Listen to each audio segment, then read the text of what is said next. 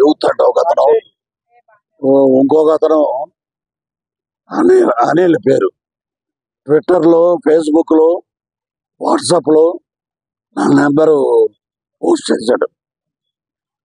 అది చాలా క్రైమ్ అండి. అది దాని మీద సైబరాబాద్కి నేను కంప్లైంట్ చేశాను. పరువు పరువు నష్టం దావా కూడా వేస్తున్నాను. ఇక్కడ ఇచ్చాను. ఆంధ్రాలో మా హోమ్ మినిస్టర్ వంగలపూడి అనిత గారికి కూడా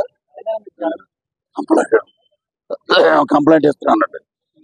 అక్కడ కూడా సినిమాలో కంటెంట్ బాగుందనుకోండి, సూపర్ హిట్. నేను చూడొద్దు సినిమా అంట, మీరు మానేస్తారా?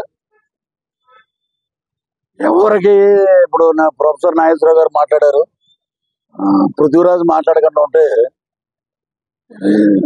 లైలా సినిమా గురించి ఇంత పబ్లిసిటీ లేదు. ఈరోజు సినిమా విశ్వక్సేని కానీ, ప్రొడ్యూసర్ గారు కానీ, వాళ్ళ నాన్నగారు కరాటే రాజు గారు కానీ నేను మాట్లాడాను. They are very happy. ఇదేందుకు మధ్యలో?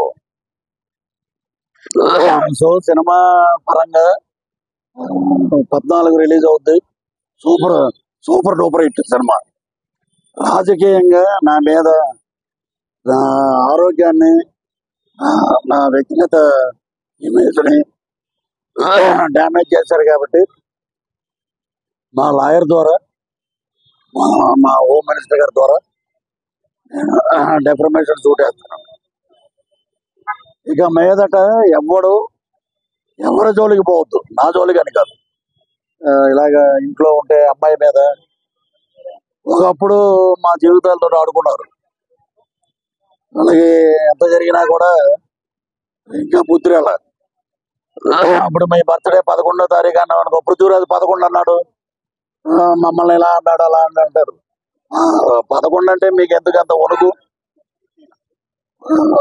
ఉన్నది ఉన్నట్టే మాట్లాడాం మేము ఉన్నది ఉన్నట్టు మాట్లాడే. అది సినిమాని సినిమాగా చూడండి, సినిమాని ప్రేమించండి.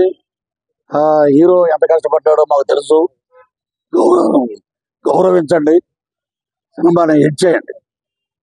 ఎదవ నీచమైన రాజకీయాలు ఉంటే పృథ్వీరాజు పొలిటికల్ సినిమా ఒకటి చేస్తాడు, అప్పుడు చూసుకుందాం, అప్పుడు మాట్లాడదాం.